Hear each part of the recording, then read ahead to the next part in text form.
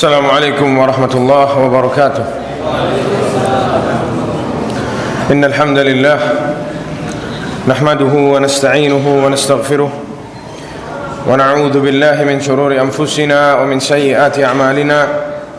Man yahdihillahu fala mudilla lahu wa man yudlil fala hadiya lahu.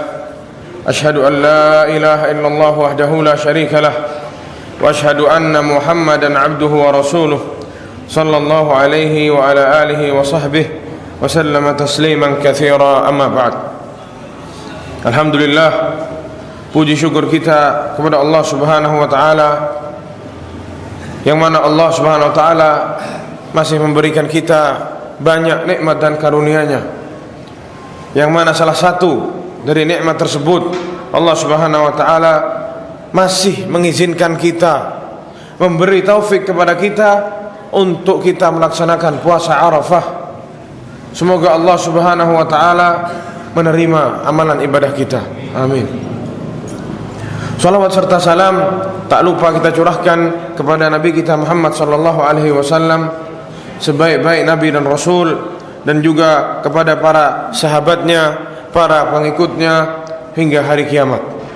Kaum muslimin rahimani wa rahimakumullah, jamaah salat Masjid Ridwan yang semoga dirahmati Allah Subhanahu wa taala.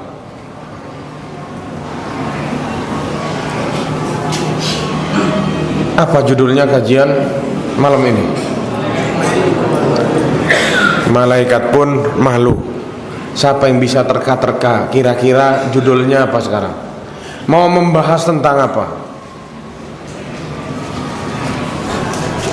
Betul tidak tahu atau tawadhu ini? Pura-pura tidak tahu.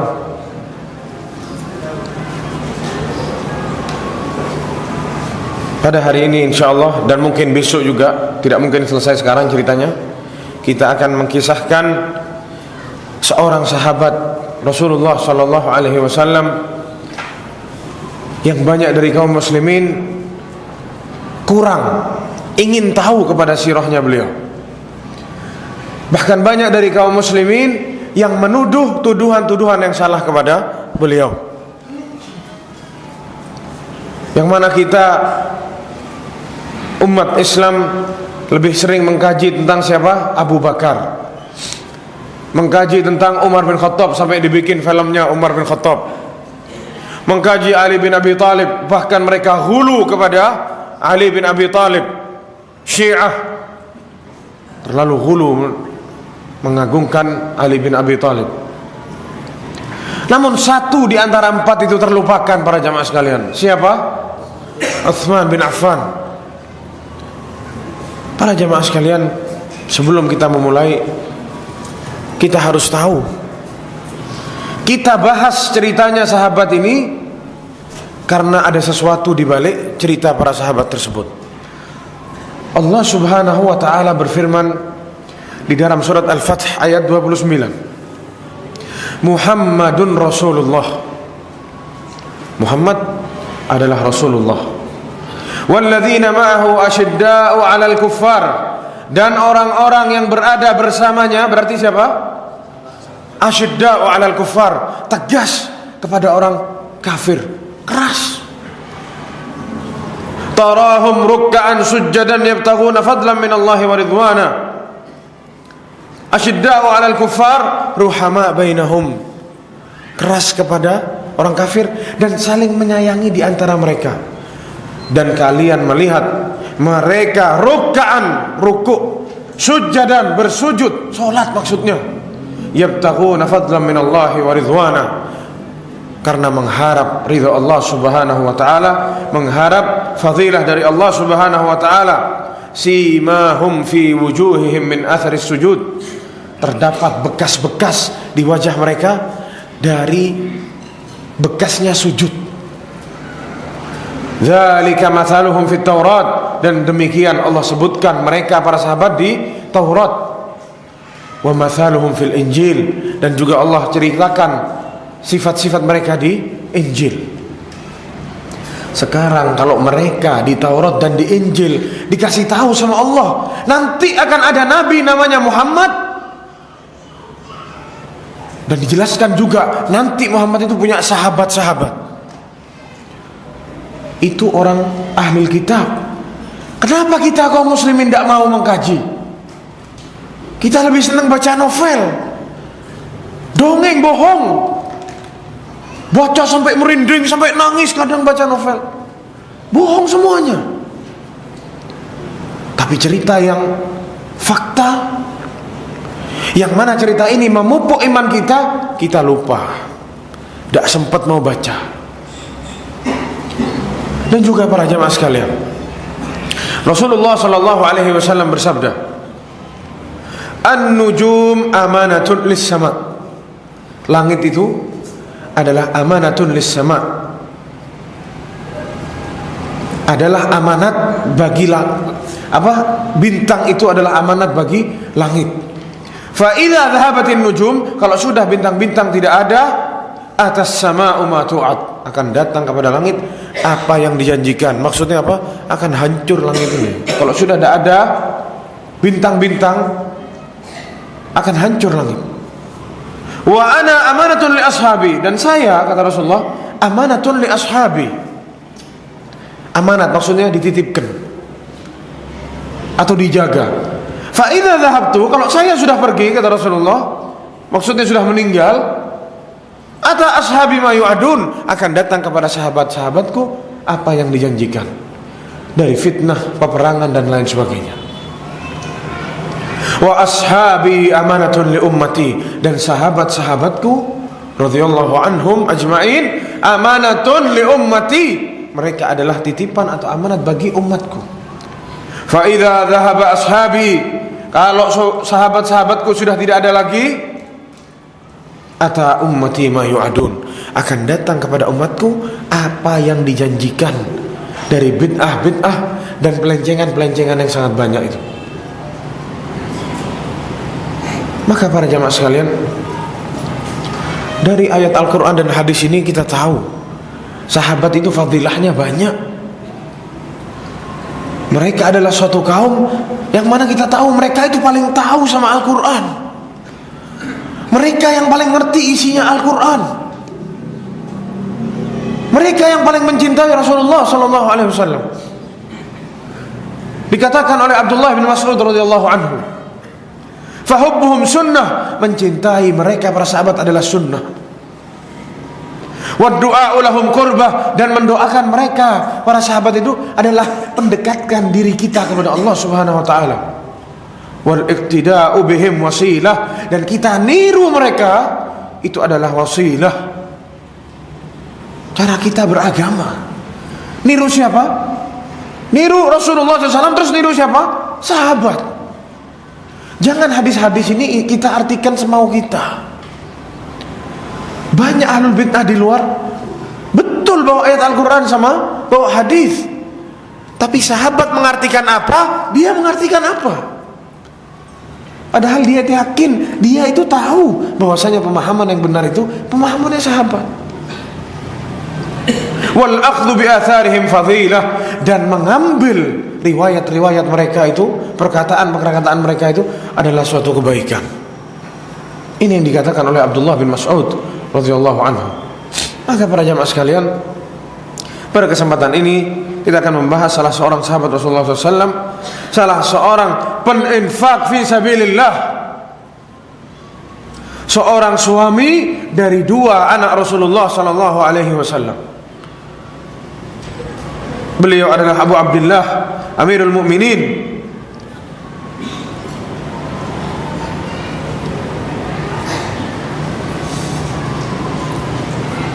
Khalifatul Rashid Dzun Nurain Utsman bin Affan radhiyallahu anhu. Kita memulai para jamaah sekalian dari nasabnya. Beliau adalah Utsman bin Affan bin Abil As bin Umayyah bin Abdi Syams bin Abdi Manaf bin Qusay bin Kilab bin Murrah bin Ka'ab bin Lu'ay. Jadi kalau kita tahu dinasti Umayyah, tahu dinasti Umayyah, tahu ya, dia adalah satu darah sama Utsman bin Affan. Jalurnya sama Utsman bin Affan. Bapaknya Utsman bin Affan ini adalah sepupu sama siapa? Abu Sufyan bin Harb Abu Sufyan itu abahnya siapa? Muawiyah bin Abi Sufyan, pemimpin Bani dinasti Umayyah yang pertama. Jadi masih kerabat.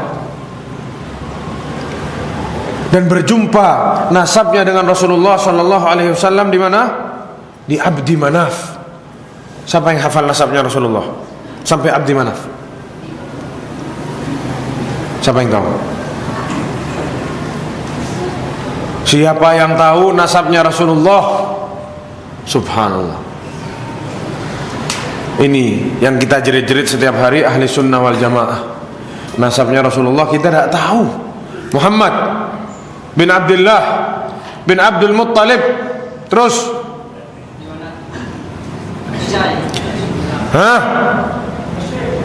bin siapa? Bin Hashim. Terus siapa lagi yang tambahin? Siapa?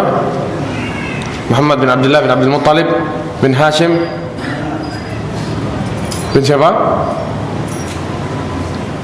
Bin Abdi Manaf bin Qusay bin Kilab bin Murrah. Jadi Hashim ini saudara sama Abdi Syams, anaknya Abdi Manaf. Abdi Manaf punya anak dua, satunya namanya Abdi Syams sama Hashim. Abdi Syams turun kepada Utsman bin Affan, adapun Hashim turun kepada siapa? Rasulullah sallallahu alaihi wasallam. Lalu ibunya bernama Arwa bintu Kariz bin Rabi'ah bin Hubaid bin Abdi Syams bin Abdi Manaf. Bapak sama ibunya masih ada dua kali misan. Bapak sama ibunya Utsman bin Affan ini masih ada dua kali misan. Kakeknya satu siapa? Abdi Syams. Lalu para jamaah sekalian, dijelaskan juga ibunya Utsman bin Affan ini adalah ibnatu ammatin Nabi sallallahu alaihi wasallam. Anaknya bibinya Rasulullah sallallahu alaihi wasallam. Jadi muter-muter mereka. Quraisy. Lalu para jamaah sekalian, nash'atuhu wulida Utsman bin Affan fi Taif wa qila fi Makkah. Lahir Utsman bin Affan ini ada yang bilang di Taif, ada yang bilang di Makkah pada tahun 47 qabla al-hijrah. 47 sebelum hijrah. Berarti berapa umurnya Utsman bin Affan saat Rasulullah diutus? Siapa yang tahu? Tinggal dikurangin 13. 47 kurangi 13 berapa? 34. Berarti saat umur 34 tahun Utsman bin Affan masuk Islam. Rasulullah diutus pada waktu Rasulullah umur 40 tahun. Utsman bin Affan sama Rasulullah ini bedanya umurnya 6 tahun. Rasulullah lahir pada Amul Fil, pada tahun tentara gajah saat mau menyerang Makkah. Utsman bin Affan lahir 6 tahun setelah itu. Jadi umurnya beda 6 tahun. Rasulullah diutus umurnya 40 tahun dan Utsman bin Affan waktu itu umur 34 tahun. Lalu para jamaah sekalian, Utsman bin Affan ini punya satu saudara perempuan. Setelah itu orang tuanya cerai. Si ibunya Utsman bin Affan ini dinikahi oleh Uqbah bin Abi Mu'aid, orang yang mencekik Rasulullah sallallahu alaihi wasallam saat Rasulullah sedang sholat. Dari situ ibunya Utsman bin Affan punya anak lagi 3 atau 4 orang kira-kira. Jadi Utsman bin Affan punya saudara perempuan namanya Aminah binti Affan. Itu satu saudaranya Utsman bin Affan, satu saja. Yang lain saudara beda bapak, saudara seibu saja. Anaknya Uqbah bin Abi Mu'aid. Ibunya Utsman bin Affan ini masuk Islam. Dan juga adapun bapaknya mati di zaman jahiliyah. Waqad aslamat ummu Utsman wa matat fi khalifatihi. Masuk Islam ibunya Utsman bin Affan dan meninggal saat Utsman bin Affan menjadi khalifah. Utsman bin Affan yang turun ke kuburannya, Utsman bin Affan yang ngubur ibunya sendiri di Baqi di Madinah. Maka para jamaah sekalian, dijelaskan Utsman bin Affan tidak pernah sujud kepada patung di zaman jahiliyah ataupun setelah masuk Islam. Tidak pernah berzina, tidak pernah minum khamr. Dikatakan Utsman bin Affan ini orang yang cerdas, yang pendapat-pendapatnya diambil sama mereka orang-orang Quraisy, dihargai karena bapaknya punya harta, dan saat bapaknya meninggal diwarisi kepada Utsman. Bisnisnya bapaknya dibesarkan sama Utsman bin Affan, pintar berdagang. Jadi kalau ngasih masukan, masukannya cemerlang, dihargai sama Quraisy. Utsman bin Affan mengatakan, wallahi ma zanaitu la fil jahiliyah wala fil Islam. Demi Allah, saya tidak pernah berzina, tidak di zaman jahiliyah maupun setelah Islam, dan juga saya tidak pernah minum khamr, katanya Utsman bin Affan. Dikatakan kenapa tidak pernah berzina, karena dia terlalu pemalu orangnya. Sampai ada satu riwayat mengatakan kalau mandi dia itu malu mau lihat badannya sendiri, dari saking pemalunya. Malu ini adalah sifat yang baik pada jamaah sekalian. Tapi kalau kita yang mestinya malu kita tidak malu, yang mestinya tidak malu kita malu. Kita mau pura-pura pemalu tapi salah. Kalau Utsman bin Affan malu betul. Dia yang hak, dia tidak malu. Tapi dia malu dengan sesuatu yang memang harus kita itu malu. Terdapat satu kisah saat beliau masuk Islam, sebelum masuk Islam, sebelum Rasulullah SAW diutus. Kisahnya tidak banyak, cuman ada beberapa para ahli sejarah menceritakan kisah ini, yang mana Rasulullah SAW belum diutus menjadi nabi, masih dipanggil orang Muhammad, belum ya Rasulullah, belum. Kita tahu para jamaah sekalian, Nabi Muhammad SAW sebelum dia diutus, orang itu sudah tahu ini orang amanat. Paling enak titip barang itu ke siapa? Ke Muhammad bin Abdullah. Mau apa-apa ke Muhammad, titip pesan ke Muhammad, pasti disampaikan, amanat orangnya. Tidak ada satupun orang di Makkah mengira bahwasanya Muhammad itu pernah berbohong. Maka kita tahu menikah Muhammad SAW atau Muhammad bin Abdullah ini menikah dengan siapa? Khadijah binti Khuwailid. Akhirnya punya anak. Sekarang siapa yang tidak mau, siapa yang tidak pengen punya istri yang bapaknya itu terkenal orang amanat? Siapa yang tidak mau? Yang sudah jelas kita tahu Muhammad bin Abdullah itu orangnya tampan. Orangnya tampan. Sudah jelas anaknya bagus-bagus. Ditambah lagi orangnya punya akhlak karimah, amanat, jujur. Pasti lelaki itu pengen sama anaknya. Itu yang diinginkan oleh Utsman bin Affan. Utsman ini sudah keker-keker siapa? Ruqayyah binti Muhammad. Dari jauh sudah dikeker, saya mau ini Ruqayyah. Tapi maju mundur sampai akhirnya keduluan sama orang. Ya Allah, telat. Ternyata Ruqayyah sudah diminta sama siapa? Anaknya Abu Talib. Afwan, diminta sama anaknya Abu Lahab. Amminya Rasulullah SAW punya anak, anaknya itu minta anaknya Rasulullah SAW. Jadi anaknya Rasulullah diminta sama sepupunya Rasulullah sendiri. Ruqayyah binti Muhammad diminta. Terlambat Utsman bin Affan. Sedih Utsman, ya Allah, Aiman. Ya sudah, tawakal ala Allah, selesai sudah. Mau apa lagi? Sudah dinikahin. Kita lanjutkan setelah adzan. Fadhil muadzin. Yang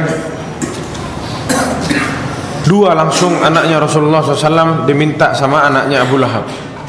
Abu Lahab ya. Ruqayyah diminta anaknya Abu Lahab, dan juga Ummu Kulthum diminta sama anaknya Abu Lahab juga. Dua langsung dinikahkan. Habis sudah Menyesal Utsman, kenapa dari dulu ana minta. Ditunda-tunda minta ini. Makanya antum kalau sudah keker orang dapat pas, jangan ditunda.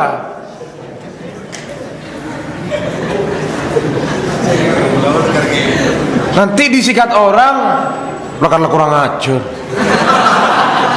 Antum yang salah, orang yang dibilang kurang ajar. Maka para jamaah sekalian, belum apa-apa kita sudah ambil ibrah ini di kisahnya Utsman bin Affan. Kalau kita sudah nemu yang pas, jangan ditunda, datangin rumahnya langsung. Jangan nyari nomornya dulu, jangan. Datangin rumahnya.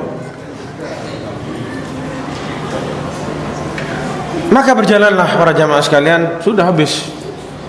Ya namanya suka tetap ada di hati, cuman tidak bisa buat apa-apa. Mau ngomong apa? Sudah jadi istri orang. Maka diutuslah Nabi Muhammad SAW menjadi seorang nabi, turun wahyu dari Allah Subhanahu Wa Taala. Yang mana kita tahu para jamaah sekalian, Utsman ini termasuk orang yang pertama-pertama masuk Islam.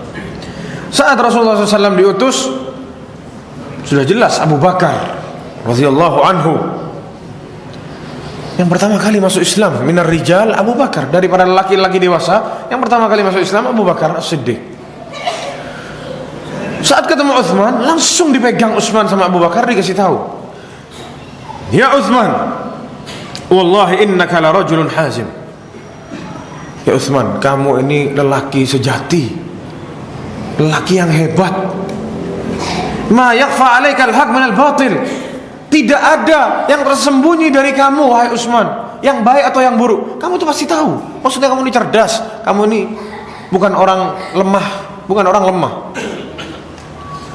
Hadhihi al-awthan allati ya'buduha qaumuk. Itu patung-patung yang disembah sama kaummu.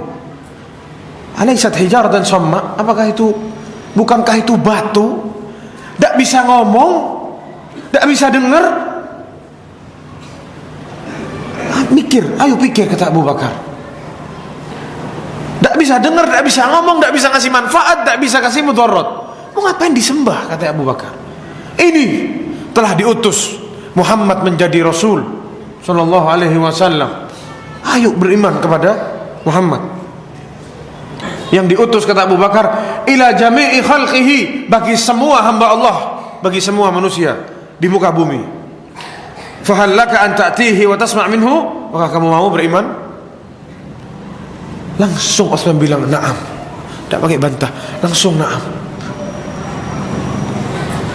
Gimana dia sudah tahu dia orang Muhammad, dia orang baik, sampai dia senang sama anaknya? Pasti percaya dia. Ini orang kalau hatinya bersih, para jamaah sekalian.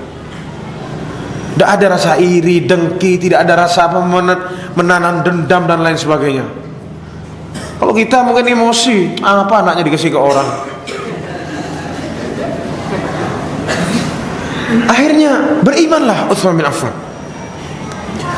Dibawa ke Rasulullah SAW oleh Abu Bakar, langsung dikatakan oleh Rasulullah, ya Utsman, wahai Utsman, ajibillah ila jannatih. Seru, datangi panggilan Allah Subhanahu Wa Taala ke surganya. Fa inni Rasulullah ilaik. Sungguh saya adalah Rasul Allah Subhanahu Wa Taala, utusan Allah untukmu, wa ila jami'i khalqih, dan untuk bagi semua manusia di muka bumi. Katanya Utsman apa? Qala fa wallahi, demi Allah, ma malaktu hina sami'tu qawlahu an aslamtu. Demi Allah, saya tidak bisa menahan hati saya ini saat saya mendengar perkataannya Rasulullah. Saya pengen buru-buru mengucapkan syahadat itu, katanya Utsman bin Affan. Saya tidak bisa menahan lagi, pengen cepat masuk Islam. Wa syahadtu an la ilaha illallah wahdahu la syarikalah wa anna Muhammadan abduhu wa rasuluh. Langsung saya masuk Islam, asyhadu an la ilaha illallah wa asyhadu anna Muhammadan rasulullah. Dikatakan Utsman bin Affan adalah lelaki yang keempat yang masuk Islam. Dikatakan seperempatnya Islam. Antum bisa bayangkan seperempatnya Islam, betapa hebatnya. Kita ini tidak ada apa-apanya, para jamaah sekalian, jauh sama mereka para sahabat. Mereka itu yang sudah sama Allah dikasih sertifikat, sudah radhiyallahu anhum wa radu'an, sudah ada sertifikatnya dari langit langsung. Tapi kita lihat dari kisahnya Utsman bin Affan, apakah sertifikat itu sama dia digunakan untuk foya-foya di hidupnya? Sudah punya sertifikat, belum nanti ditambah dengan perkataan-perkataan Rasulullah yang menjamin dia masuk surga.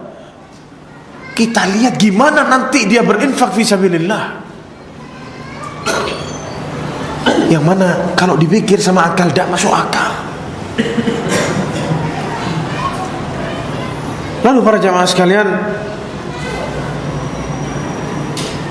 Utsman bercerita kepada Rasulullah, ya Rasulullah, setelah sudah masuk Islam, Utsman cerita kepada Rasulullah, ya Rasulullah, kemarin dekat-dekat ini saya baru datang dari Syam, dari utara, dari Syam.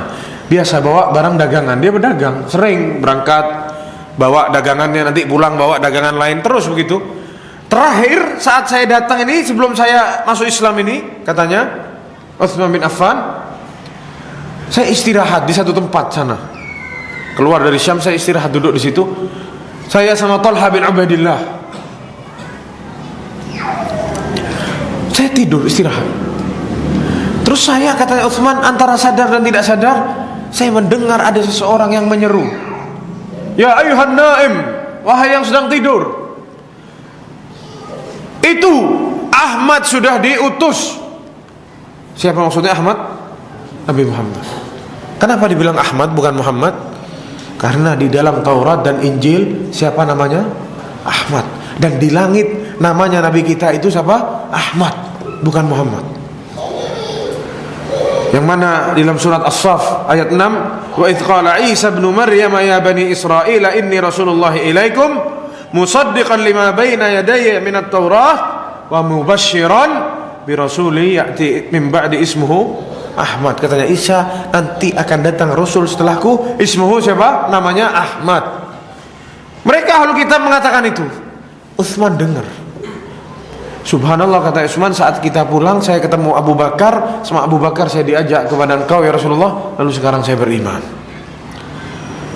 Mereka aja sudah tahu di sana di Syam, ahlu kitab sudah tahu, sudah diutus Nabi. Lalu para jamaah sekalian, ishtadal adab kepada Rasulullah SAW. Mulai dakwah terjadi, dakwah berjalan, mulai mereka orang-orang Quraisy menggencet dakwahnya Rasulullah SAW. Termasuk pamannya Abu Talib atau Abu Lahab. Dia adalah keluarganya Rasulullah yang paling keras permusuhannya kepada Rasulullah SAW. Yang mana kita tahu ceritanya, Rasulullah SAW naik ke atas Jabal Safa, memanggil semua ahli Makkah, ya sabahah, wahai manusia yang hidup di pagi ini. Disuruh kumpul sama Rasulullah. Ditanya sama Rasulullah, wahai ahli Makkah, kalau sekarang saya kasih tahu kalian, di baliknya bukit Safa ini ada ribuan tentara mau menyerang kalian, apakah kalian percaya? Katanya mereka, iya percaya. Kami tidak pernah mengira engkau itu pembohong wahai Muhammad. Bukan satu dua orang yang ngomong begitu, semuanya ngomong demikian. Kalau sudah hartanya dititipkan ke Muhammad itu apalagi, berarti dia ini orang jujur. Dan lagi orang Quraisy itu tahu, kalau sudah Muhammad sama Abu Bakar berkumpul dalam satu masalah, tidak mungkin masalah itu masalah bohong. Tidak mungkin masalah itu masalah aneh-aneh, tidak masuk akal, tidak mungkin. Kalau sudah Muhammad sama Abu Bakar sepakat sama satu hal, ikuti, itu pasti benar masalah perkaranya. Ini sekarang Muhammad dan Abu Bakar sudah beriman, apalagi sekarang? Iya wahai Muhammad, kami percaya. Lam nujarribu bika kadziban, kita tidak pernah menyangka atau kami tidak pernah berpikir engkau akan berbohong pada kami. Kalau begitu kata Muhammad, inni rasulullah ilaikum. Tuh di riwayat yang lain, inni lakum nadhirum mubin. Saya adalah rasul utusan Allah untuk kalian. Diam semuanya. Mungkin sebagian ada yang mau beriman, tapi langsung ini pamannya Nabi Muhammad, Abu Lahab datang, tabban laka ya Muhammad, celaka bagimu wahai Muhammad. Alihada jama'tana, apakah untuk ini engkau mengumpulkan kami di sini? Hanya untuk ini engkau mengumpulkan kami di sini? Langsung turun ayat dari langit. Tabbat yada Abi Lahab wa tab. Binasalah kedua tangan Abu Lahab dan sungguh dia akan binasa, kata Allah Subhanahu wa taala. Ini Allah yang ngomong, para jamaah sekalian. Ma aghna anhu maluhu wa ma kasab. Sudah tidak ada gunanya lagi bagi dia hartanya dia, harta bendanya, dan apa semua yang dia lakukan sudah tidak ada gunanya lagi. Sayasla naran dzata lahab, kelak dia akan masuk ke dalam api neraka yang bergejolak. Wa mar'atuhu hammalatal hatab, dan itu istrinya yang membawa kayu bakar. Fi jidiha hablum min masad, kelak di lehernya akan dikasih tali, dengan tali-tali nanti dikerangkeng di neraka oleh Allah Subhanahu wa taala. Turun ayat ini. Setelah turun ayat ini, semakin menjadi-jadi istrinya ini menyerang Rasulullah sallallahu alaihi wasallam. Jalannya Rasulullah dikasih duri, di depan rumahnya dikasih kotoran dan lain sebagainya. Semakin menjadi-jadi. Lalu para jamaah sekalian, setelah turun ayat ini, Abu Lahab ingat, oh iya, ini mantu saya dua ini anaknya Muhammad. Betul atau enggak? Anaknya Abu Lahab ini mertuanya anaknya Rasulullah, Ruqayyah sama Ummu Kulsum. Dipanggil anaknya yang laki, ceraikan anaknya Muhammad sekarang. Ini istri anaknya Rasulullah, anaknya Muhammad yang tidak berdosa. Hancur keluarganya, diceraikan. Rasulullah itu anaknya sampai diceraikan. Karena untuk kita ini, para jamaah sekalian. Terus kita bilang kita mencintai Rasulullah, nasabnya Rasulullah kita tidak tahu. Diceraikan anaknya. Setelah mendengar diceraikan, selesai iddahnya, tidak pakai nunggu, langsung dilamar sama Utsman bin Affan. Pucuk dicinta ulam pun tiba, katanya orang. Disikat langsung sama Utsman bin Affan. Jangan sampai kejebolan dua kali. Tidak pakai keker-kekeran lagi. Nikah langsung sama Ruqayyah. Alhamdulillah.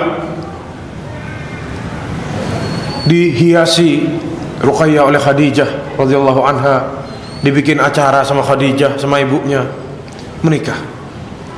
Sampai dikatakan apa?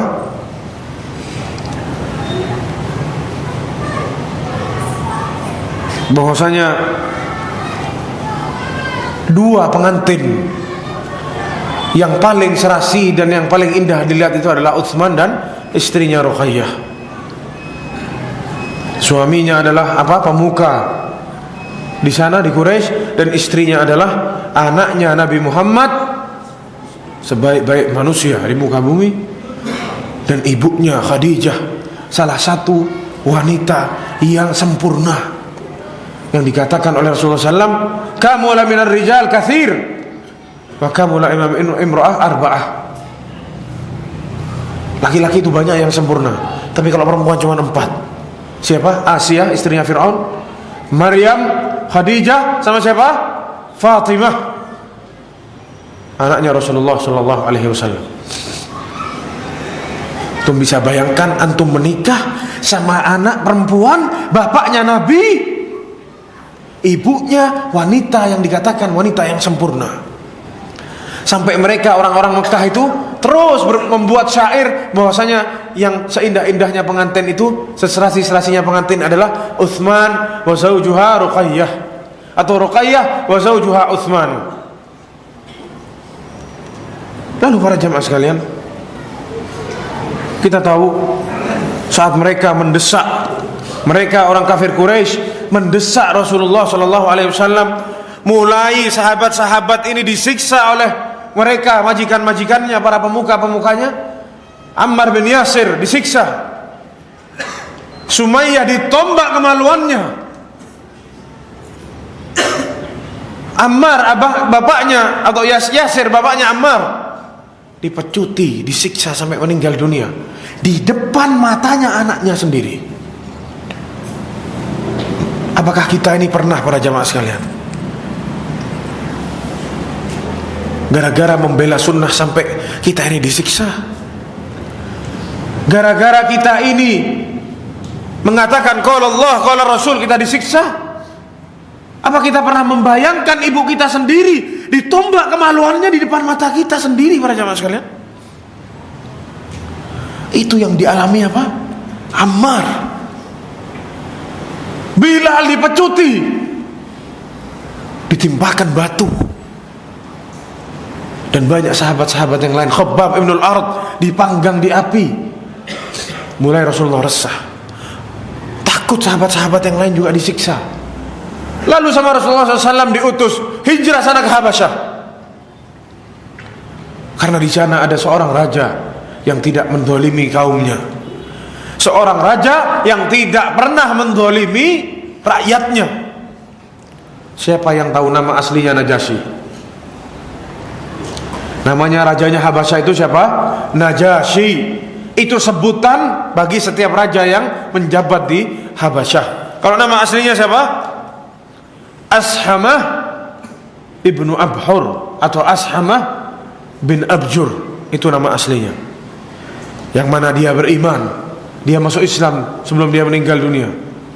Meskipun keislamannya dia sembunyikan dari rakyatnya, dia dikatakan dalam sebuah riwayat, dia nunjuk ke dadanya, amantu bihadza, saya beriman kepada ini. Dipikir sama orang-orang, sama rakyatnya itu salib. Padahal ada apa? Al-Quran atau ada kalam Allah, ada Allah Subhanahu wa taala. Maka para jamaah sekalian, keluarga yang pertama kali berangkat hijrah termasuk di dalamnya Utsman bin Affan dan istrinya Ruqayyah. Berangkat diceritakan sampai menuju ke Laut Merah. Sampai ke Laut Merah mereka nemu nyewa sampan. Nyewa apa? Perahu kecil. Dibayar oleh Utsman bin Affan sampai nyebrang ke sana. Lalu terdengar kabar-kabar hoax. Sama kayak zaman sekarang, banyak hoax. Di Mekah sudah banyak masuk Islam katanya. Akhirnya pulang Utsman bin Affan. Ternyata kabarnya hoax. Lalu hijrah ke Madinah. Lalu para jamaah sekalian, Utsman bin Affan setelah hijrah ke Madinah, kita tahu saat Rasulullah sallallahu alaihi wasallam hijrah ke Madinah, ada satu kisah yang menceritakan tentang keluarganya Utsman bin Affan ini. Utsman bin Affan sama anaknya Ruqayyah, sama anaknya Rasulullah, Ruqayyah. Suatu hari Rasulullah SAW pernah masuk ke rumahnya Ruqayyah. Saat Rasulullah masuk, ngelihat Ruqayyah lagi bersihin rambutnya Utsman bin Affan. Mungkin kalau sekarang lagi dikrembat istilahnya, dibersihkan rambutnya, sama istrinya dirawat.